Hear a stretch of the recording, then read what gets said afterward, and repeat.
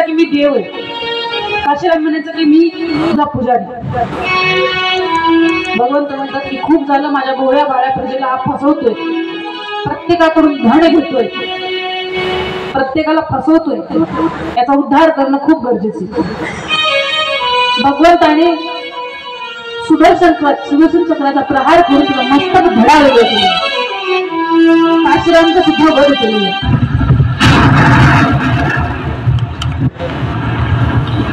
भगवंत म्हणतात की जो कोणी माझ्या भक्तासोबत छळ करेल मी ते सहन करणार नाही.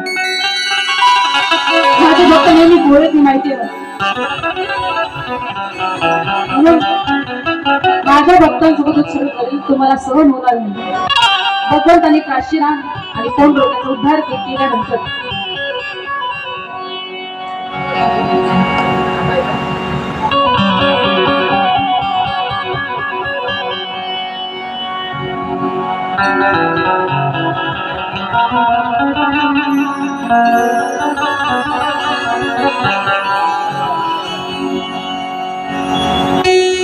पुढे भगवंतावरती 17 वेळेस प्रहार करून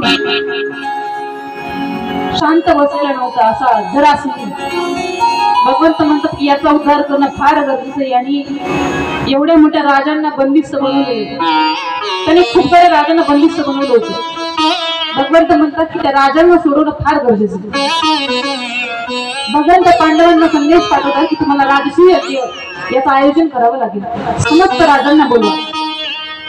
आता जेवढे पृथ्वीवरती राजा होते प्रत्येकाला आमंत्रण पाठवलं, परंतु जरासंध अहंकारी म्हणतो की मी येणार नाही. भगवंत म्हणतात की आपण ब्राह्मण वेशाकडे जाऊया आणि जरासंधला बोलून घेऊया. भगवंत म्हणतात पांडवांना तुमच्यापैकी जरासंधचा वध कोण करेल? भीमसेनची छाती फुगून आली की सगळ्यात बलवाने म्हणजे मी वध करेल.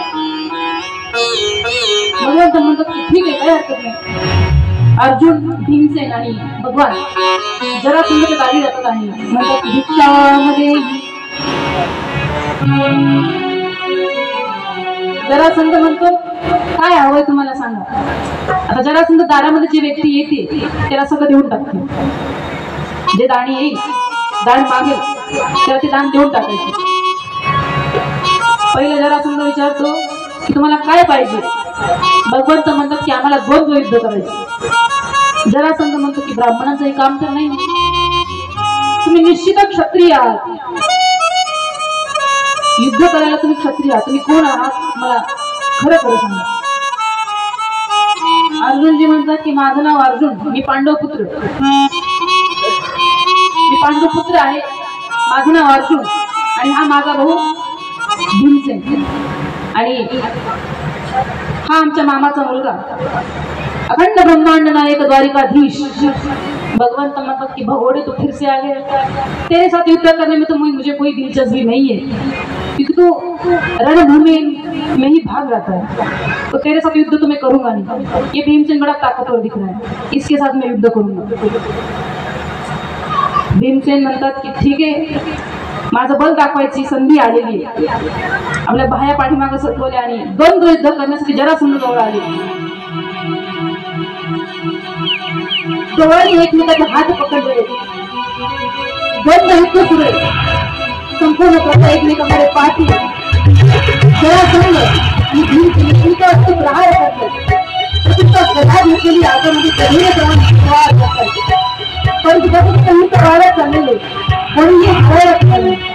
भीमसेनमध्ये सुद्धा तेवढीच ताकद आणि जरासंधामध्ये सुद्धा तेवढीच ताकद. एवढी मोठी ताकद असतो हा खरी हरायला तयार. संध्याकाळच्या वेळी भीमसेन त्यावेळेस युद्ध करून थांबायचे की आपण पुन्हा युद्ध सुरू करायचे. भीमसेनची देवाला म्हणायचे, देवा इतके दिवस सुरू झालेले हरायला कोणी तयार नाही, तुम्ही तर नुसतं पाहता, माझी हाती बसली मी काहीतरी करा. भगवंत म्हणतात युद्ध सुरू असताना एक दृष्टी सुद्धा माझ्याकडे पाडत नाही.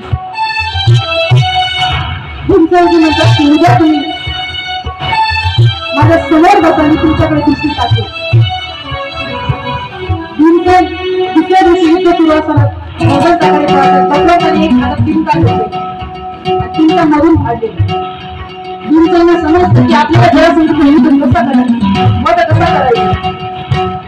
भीमसेनने जरासंधला खाली पाडलं. जरासंधला मरून फाडत जाऊन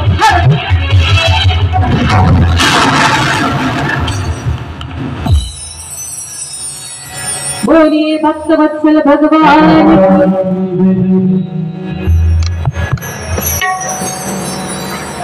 ज्यावेळेस जरासंधाचा उद्धार केला, आपल्या सर्वांना प्रथम दिवशी आपण कथा श्रवण केलेली होती. उद्धार झाल्यानंतर भीमसेनने वध केल्यानंतर भीमसेन म्हणतो की हा एवढा ताकदवर होता की काहीतरी याची आठवण मला सोबत घेऊन जायची. म्हणून भीमसेन म्हणतात की याचा मुकुट मी घेऊन जाईल. भगवंत म्हणतात की तो पापी राजा त्याचा मुकुट घेऊ नको, पुढे त्या मुकुटाचा एवढा मोठा दुष्परिणाम होईल तो कोणी विचारही करू शकत नाही. तो मुकुट कोणी घातला? राजा परीक्षित. आणि त्याचा दुष्परिणाम केवढा मोठा झाला. शेवटी संताचा अपराध केला. तक्षक नावाचा सर्प येऊन तुम्हाला दंश करेल हा शाप त्यांना भेटतो. ते जरासंधाचं मुकुट घातले. त्यानंतर भगवंत सगळ्या राजांना सोडवतात आणि सर्व राजा मिळून भगवंताची स्तुती गातात.